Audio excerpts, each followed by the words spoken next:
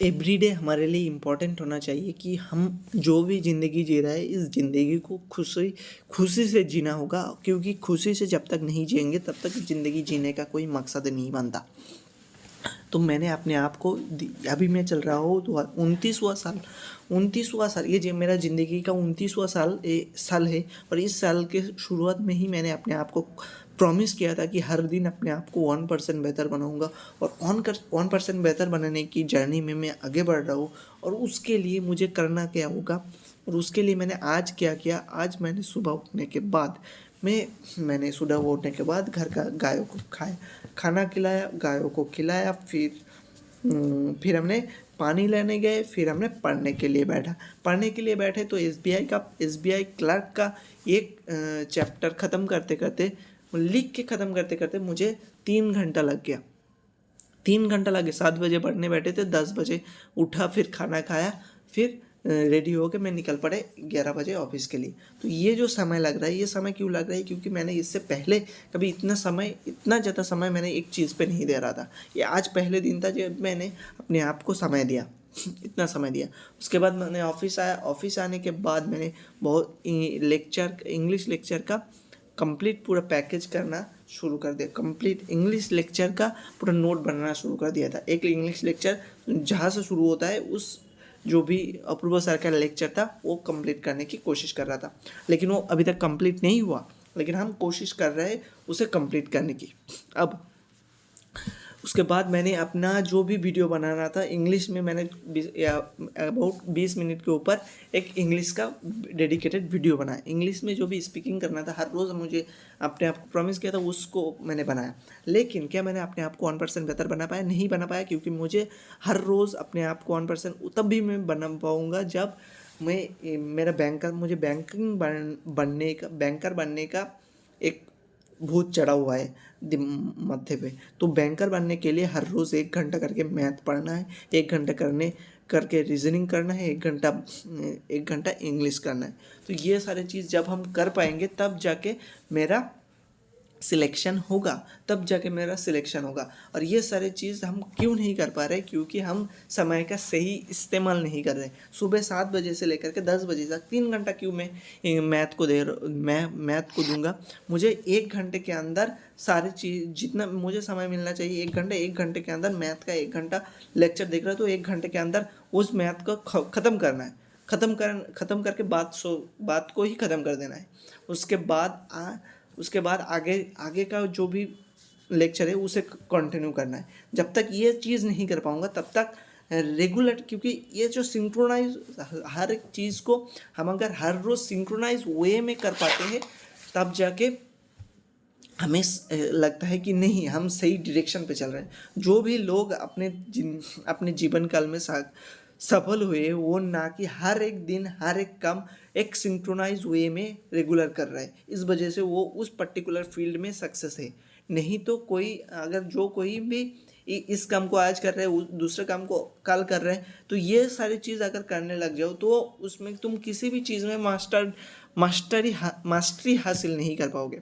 तो ये एक दिक्कत की बात है कि तुम्हें अगर पढ़ना है या फिर पढ़ाना है, तो पढ़ाने में इंग्लिश का मास्टर क्यों अलग होता है? क्योंकि उसमें उसी चीज़ में वो लगा है, उसमें ही वो मास्टर है। क्योंकि इंग्लिश का मास्टर जियोग्राफी नहीं पढ़ा सकता, इंग्लिश का मास्टर मैथ क्यों नहीं पढ़ सकता, या फिर मैथ का मास्टर इंग्लिश क्यों नहीं पढ़ सकता? क्योंकि मैथ का जो मास्टर्स है वो मैथ में ही अपने मास्टरी की हुई है, और उसमें समझाने में, मैथ को स्टूडेंट को समझाने में सक्षम है वो। तो इसे तुम्हें समझना होगा। तुम्हें जो चीज़ समझ में आ रहा है उसे तुम समझा। अगर तुम्हें याद नहीं, हमें कुछ भी चीज़ तब तक याद नहीं रहेगा जब हम उस चीज़ पे अपना 100% कॉन्सेंट्रेशन देंगे। और 100% कॉन्सेंट्रेशन हम तभी दे पाते हैं जब हम उस चीज़ के अंदर घुस जाते हैं। सपोज अगर कुछ मैंने पढ़ा, दो सेंटेंस मैंने पढ़ा, 2 सेंटेंस में मुझे ये समझ में आया, लेकिन क्या वो सही से समझ में आया? 2 घंटा बाद में मैं क्या उस चीज़ को बता पाऊँगा कि नहीं? ये तब होगा तुम अगर उस चीज़ को इस तरीके से पढ़ो कि 2 घंटा बाद में तुम उस चीज़ को किसी को समझा पाओ। तो अगर तुम्हें कुछ रीडिंग पढ़ के कुछ भी चीज़ समझ में नहीं आ रहा है तो उस चीज़ को तुम ऐसे पढ़ो, उसका उसका जिस जगह पे तुम्हें समझ में नहीं आ रहा है उस जगह को तुम किसी को समझाने की कोशिश करो। जब तुम किसी चीज़ को किसी को समझाने की कोशिश करोगे तो उस टाइम पे तुम्हारा रिएक्शन उसे समझाने में होगा, उसके साथ साथ तुम्हारा रिएक्शन उसमें क्या लिखा है उसमें जाएगा। मतलब तुम्हारा कंसंट्रेशन, मैं तो सोचता हूँ जब हम किसी को कुछ भी चीज़ समझाते हैं तो उस टाइम पे हमारा कंसंट्रेशन, पूरी की पूरी कंसंट्रेशन हमारे दिमाग उस पर्टिकुलर चीज़ पे होता है। इसी के वजह से एक मास्टर को उसकी जो रेगुलर मास्टर होता है उसको पढ़ाने के लिए बुक्स की ज़रूरत नहीं पड़ता, क्योंकि उन्होंने उस चीज़ को 100% कंसंट्रेशन दे करके रब्त किया है। इस वजह से उसे उस चीज़ की ज़रूरत नहीं। लेकिन मुझे अभी भी कुछ जो भी मैं पढ़ा हूँ उसे रिकॉल करने के लिए मुझे फिर से उसे देखना पड़ रहा है। क्योंकि मैंने उसे 100% कंसंट्रेशन के साथ नहीं पढ़ा है। तो एक घंटे में कुछ चीज़, सपोज मैं गांधी एरा पढ़ रहा हूँ, तो एक घंटे में मैं 5 घंटे, गांधी जी का पूरा लेक्चर 5 घंटे का है, तो 5 घंटे में कितना टॉपिक वहाँ पे कवर हो रहा है टोटल 12 टॉपिक। तो 1917 से लेकर के 1947 तक टोटल 30 साल का इतिहास वहाँ पे बताया गया है। तो 30 साल में जो भी इवेंट हुआ था तो वो सारे इवेंट वहाँ पे बताए गए। रावला टाइम से लेकर के एकदम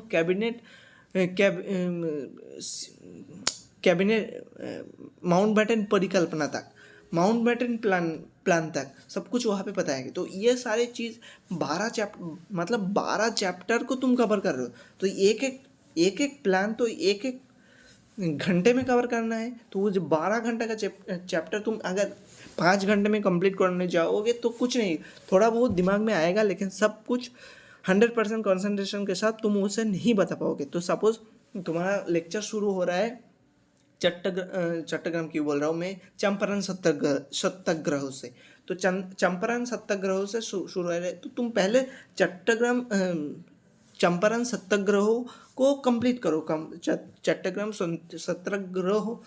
सत्याग्रह में तुम्हें अगर वो 12 मिनट या फिर 15 मिनट का लेक्चर है, सब चट्टग्राम सत्याग्रह, ये जो चट्टग्राम क्या फालतू बक रहा हूँ मैं, चंपारण सत्याग्रह अगर 12 मिनट का लेक्चर है तो उसे तुम 1 घंटे तक सुनो। 1 घंटे का सुनने के बाद उसे रियलाइज़ करो कि उसे क्या क्या बताया गया है।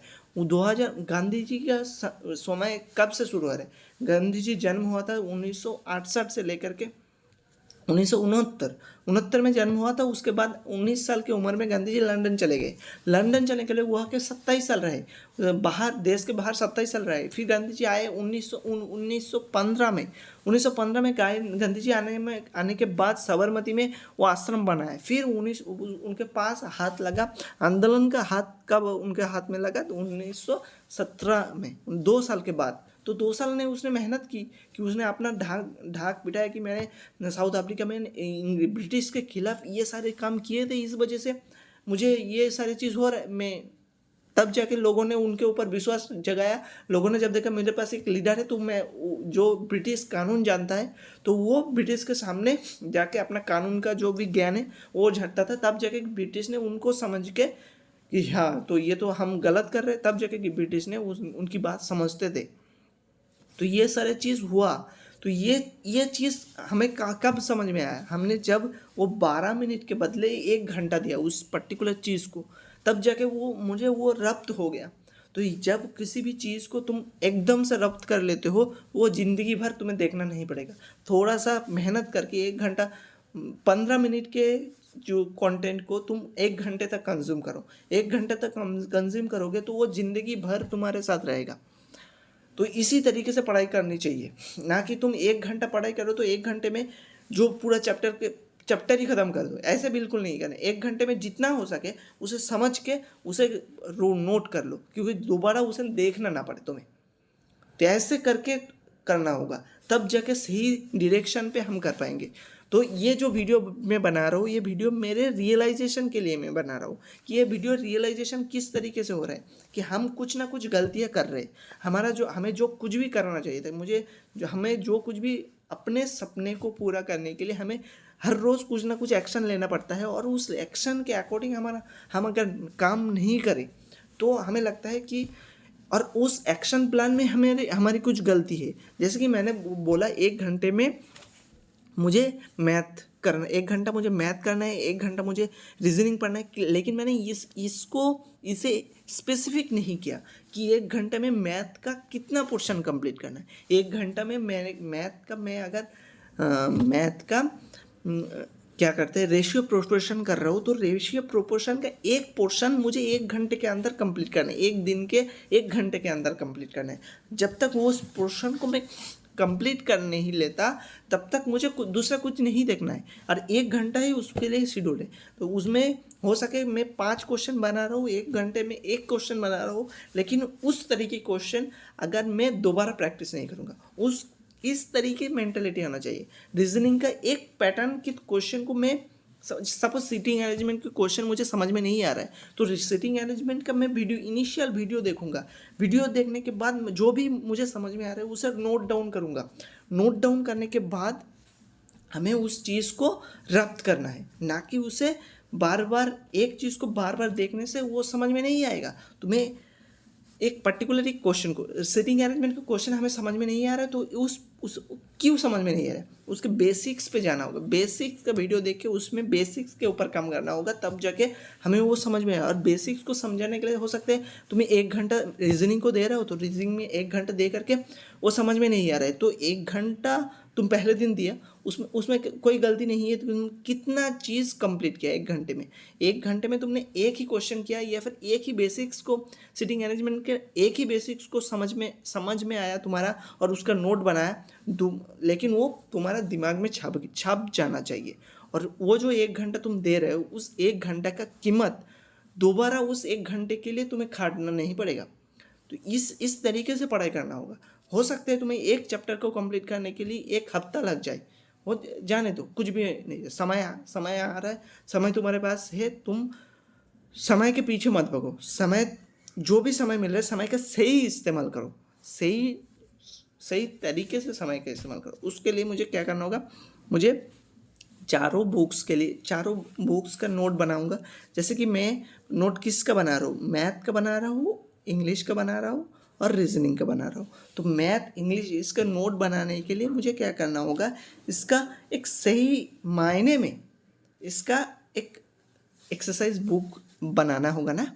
तो इस एक्सरसाइज बुक को हम परचेस करेंगे, परचेस करने के बाद उसमें हम काम करेंगे। Thank you very much. जय हिंद। तो इससे लगा कि इस वीडियो को बनाने के बाद मैंने देखा कि yes, I am doing some mistakes in every day. So ये जो मिस्टेक्स मैं कर रहा हूँ, इस मिस्टेक्स को सुधारने की कोशिश की, तो मुझे लगता है मैंने अपने आप को कुछ ना कुछ बेहतर बनाया आज के दिन पे। Thank you very much. जय हिंद, जय भारत।